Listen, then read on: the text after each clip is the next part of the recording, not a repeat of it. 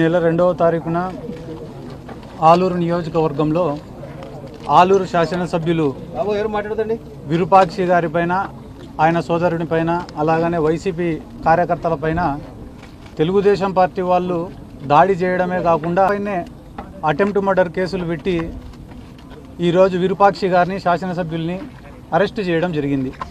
ఇందులో భాగంగా ఈరోజు ఆయనను కలిసి ఆయనకు మేమంతా వైఎస్ఆర్ కాంగ్రెస్ పార్టీ తరఫున యువజన విభాగం తరఫున మేమున్నామని చెప్పి ఆయనకు ధైర్యం చెప్పడానికే ఈరోజు వచ్చి విరూపాక్షి గారిని కలవడం జరిగింది. ఒక బాధాకరమైన సంఘటన ఏమ్రా అంటే గడిచిన 2-2.5 సంవత్సరాలుగా ఈ రెడ్ బుక్ రాజ్యాంగంలో దాడులు వాళ్ళే చేస్తున్నారు, మళ్ళీ తిరిగి కేసులు పెడుతున్నారు. చిన్న చిన్న వాటి నుంచి పెద్దదాని వరకు అమాయకులను ఇబ్బంది గురి చేస్తూనే ఉన్నారు.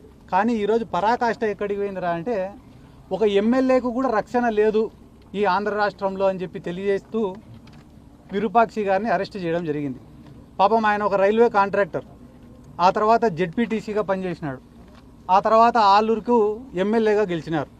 తెలుగుదేశం పార్టీ వాళ్ళు దాదాపుగా ఆలూరు నియోజకవర్గంలో గెలిచి ఇప్పటికి 30 ఏళ్ళు దాటిపోయింది నాకు తెలిసి. వాళ్లకు గతి లేదు, ఆ ఆలూరు నియోజకవర్గంలో గెలిచే ప్రసక్తి లేదు.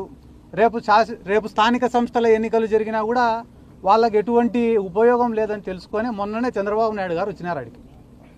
ఆలూరుకు వచ్చి మీరు ఏం చేస్తారో ఏమో తెలీదు, వచ్చే ఎలక్షన్ల కల్లా లేదా స్థానిక సంస్థల ఎన్నికల కల్లా ఇక్కడ తెలుగుదేశం పార్టీ జెండా ఎగరాలా, మీరు దాడులు చేస్తారా, కులాల మధ్యన కొట్లాటలు పెడతారా, విద్వేషాలను రెచ్చగొడతారా, అక్రమ కేసులు పెడతారా, భౌతిక దాడులు చేస్తారా, ఏం చేస్తారో మీ ఇష్టం, మొత్తానికైతే తెలుగుదేశం పార్టీ జెండాల ఎగరాలా అనే ఉద్దేశంతోనే ఈరోజు వాళ్ళే దాడి చేసి ఎమ్మెల్యే గారి పైన మరొక 34 మంది పైన 27 మంది పైన ఒక కేసు, 43 మంది పైన ఇంకొక కేసు, దాదాపుగా 3 కేసులు నమోదు చేసి వీళ్ళని ఇబ్బంది చేసే కార్యక్రమం చేస్తున్నారు. ఎవరైనా వేడగండి, మీరే ఆలూరుకు పోయి విచారించుకోండి. విరూపాక్షి గారి పైన ఈ రోజు వరకు ఎటువంటి క్రిమినల్ రికార్డు కానీ క్రిమినల్ కేసులు కానీ లేవు. అటువంటి వ్యక్తి పొద్దున్న లేస్తే రాత్రి వరకు కష్టపడడం మాత్రమే తెలుసు. ఏ కార్యకర్త అర్ధరాత్రి ఫోన్ చేసినా పలకడం మాత్రమే తెలుసు. ఆయన ఎమ్మెల్యే కాకముందు నుంచి కూడా పార్టీ కార్యక్రమాలైనా ప్రభుత్వంతో ఏదైనా పని చేపించాలన్నా అహర్నిశలు కష్టపడుతున్నాడని ఒక మంచి పేరుంది. కాబట్టి 164 సీట్లు తెలుగుదేశం వాళ్ళు కూటమి వాళ్ళు గెలిచినప్పటికి కూడా ఆలూరు నియోజకవర్గంలో విరూపాక్షి గారు ఎమ్మెల్యేగా గెలిచినారు. అటువంటి వ్యక్తి పైన ఈరోజు ఇంత దౌర్జన్యం చేసి వాళ్ళ కార్లు వెళ్ళగొట్టి వాళ్ళ తమ్ముడికి ఫ్రాక్చర్ చేసి మళ్ళా తిరిగి వీళ్ళపైనే 307 కేసు పెట్టడం అనేది చాలా దుర్మార్గం. ఇది పోలీసుల యొక్క ఫెయిల్యూర్. ఎక్కడైనా టీడీపీ వాళ్ళు వైసీపీ వాళ్ళు కొట్టుకుంటారు, కేసులు కౌంటర్ కేసులు పెట్టుకుంటారు, ఇవన్నీ మామూలే. కానీ దాడి చేసిన వాళ్ళపైనే వాళ్ళనేమో ఇడిచిపెట్టినారు, దాడి చేసిన వాళ్ళని గాయపడిన వాళ్ళనేమో తెచ్చి జైళ్ళల్లో పెట్టినారు. ఇదేం ఈరోజు మాకు కొత్త కాదు. కానీ మీరు ఏ సంస్కృతికి తెరలేపుతున్నారనేది మీరే ఆలోచించుకోవాలా. ఎందుకంటే రేపు వైఎస్ఆర్ కాంగ్రెస్ పార్టీ అధికారంలోకి వచ్చిన తర్వాత మేము సైలెంట్గానే ఉండొచ్చు, కానీ గాయపడినవాడు, దెబ్బతిన్నవాడు, అవమానం పొందినవాడు మర్చిపోతాడా? కులాల మధ్యన కొట్లాటలు పెట్టాలా? ఎంతోమంది నాయకుల్ని చూసినా, కొంతమంది బోయ సామాజిక వర్గానికి సంబంధించిన నాయకులు వచ్చినారు, వచ్చి విరూపాక్షి గారికి వ్యతిరేకంగా మాట్లాడిపోయినారు. అదే నాయకులు మా ముచ్చుమరి గ్రామంలో ఒక బోయ సామాజిక వర్గానికి సంబంధించిన బాలిక మిస్ అయితే ఏ నాయకుడు రాలే. దళిత సంఘ నాయకులు వచ్చినారు ఆడ మద్దతు తెలపడానికి. క్లియర్ కట్గా వీడియోలలో ఒక ఆడామ వాళ్ళ భర్త, అతనే ఆ ఆడామవి గుడ్డలు చించినాడు. ఇక్కడ ఉన్న ఎన్నో మీడియా ఛానళ్ళల్లో ఆ వీడియోని టెలికాస్ట్ చేసినారు. గుడ్డలు చించుకునేది వాళ్ళే, గుడ్డలు చింపినేది భర్తనే, కానీ కేసు కట్టింది ఎమ్మెల్యే బట్టలు చించినాడని కట్టినారు. ఇంతకన్నా నీచమా రాజకీయాలలో? ఆ దళిత సంఘాల నాయకులు వచ్చినారు. ఆ దళిత సంఘాల నాయకులలో ఒక్కరన్నా ఆ పక్క నియోజకవర్గం ఆదోని ఉంది, ఆదోని ఎమ్మెల్యే కర్నూలు జిల్లా తెలుగుదేశం పార్టీ అధ్యక్షురాలు, ఇద్దరు పక్కన ఉండి ఆదోనిలో ఒక ధనాపురం అనే గ్రామానికి సంబంధించిన ఒక సర్పంచ్, దళిత సర్పంచ్కు అవమానం చేసినారని చెప్పి వాళ్ళు కలెక్టర్ని కలిసినారు, ఎస్పీని కలిసినారు, దాదాపుగా 1 నెల రోజులు ప్రజా పోరాటం చేసినారు. ఏమని? ఆదోని ఎమ్మెల్యే పైన తెలుగుదేశం పార్టీ జిల్లా అధ్యక్షురాలపైన కేసు నమోదు చేయమని చెప్పి 1 నెల రోజులు పోరాటం చేసినారు. ఆ రోజు ఎవరైతే ఈ దళిత సంఘ నాయకులు, దళిత తెలుగుదేశం పార్టీ నాయకులు ఉన్నారో వాళ్ళు ఒక్కరైనా స్పందించినారా? స్పందించలే.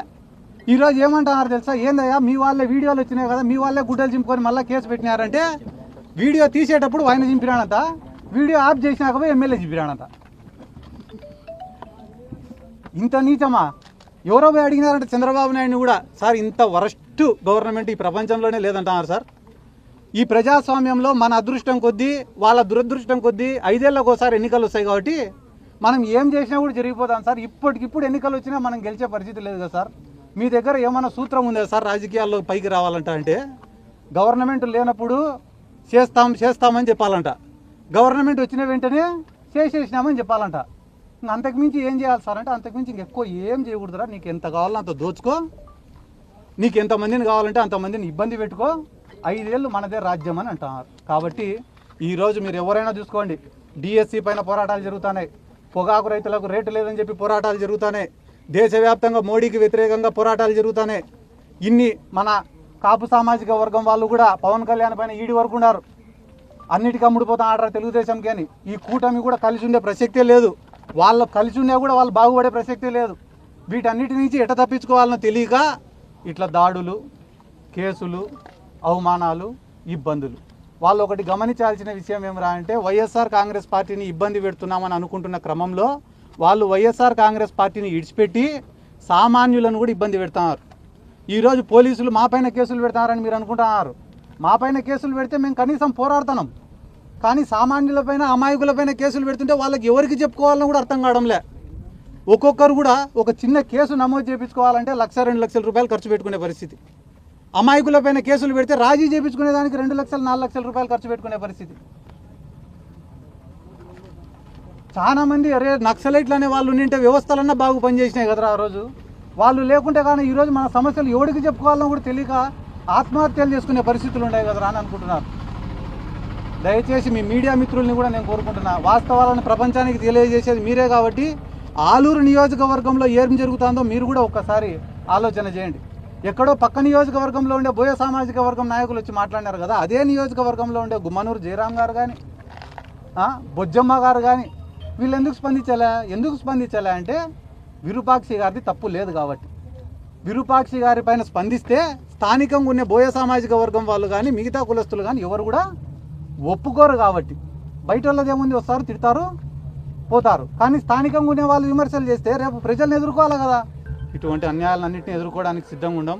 ఖచ్చితంగా రానున్న రోజులలో నేను చెప్పే మాట కాదు, ఎవరెవరైతే నిలుగుతున్నారో వాళ్ళకందరికీ చెప్తానా, 2 ఏళ్ళు మీ ఇష్టం, ఇంకా ఎన్ని కేసులు పెట్టుకుంటారో ఎన్ని దాడులు చేసుకుంటారో 2 ఏళ్ళు చేసుకోండి. కానీ అన్యాయంగా టీడీపీ వాళ్ళకన్నా ముఖ్యంగా అన్యాయంగా కేసులు పెట్టిన ఆఫీసర్లను మాత్రం, వైఎస్ఆర్ కాంగ్రెస్ పార్టీ కార్యకర్తలను సామాన్య ప్రజలను ఎవరైతే అవమానపరుస్తున్నారో, అసభ్య పదజాలంతో మాట్లాడుతున్నారో, స్టేషన్కు పోవాలంటే కూడా భయానకరమైన వాతావరణాన్ని మీరు సృష్టిస్తున్నారు. అటువంటి అధికారులకు చాలా సూటిగా స్పష్టంగా చెప్తున్నాం, మీరు ఖచ్చితంగా ఎంక్వైరీలు ఫేస్ చేయాల్సిందే. ఏ రకంగా అయితే ఈరోజు మేము కేసులు అనుభవిస్తున్నామో, మీ పైన సస్పెన్షన్లు ట్రాన్స్ఫర్లు అని అనుకుంటారేమో, అది కానే కాదు. మీరు కూడా ఖచ్చితంగా కేసులు ఫేస్ చేయాల్సిందే, ఈ జైలును చూడాల్సిందే అని కూడా ఈ సందర్భంగా తెలియజేసుకుంటూ